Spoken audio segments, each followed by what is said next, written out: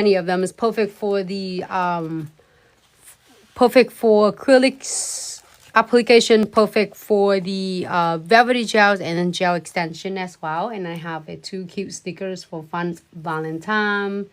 This one is cool and interesting. All right, so this is what I got. Let's recap what I got. I just ripped this one off. So I get 2 of these cuties like Valentine.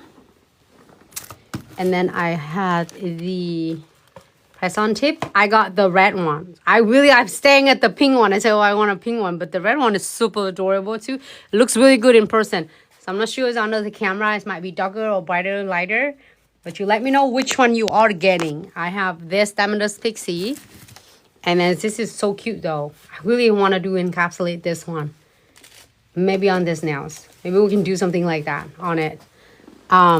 That is really cute though.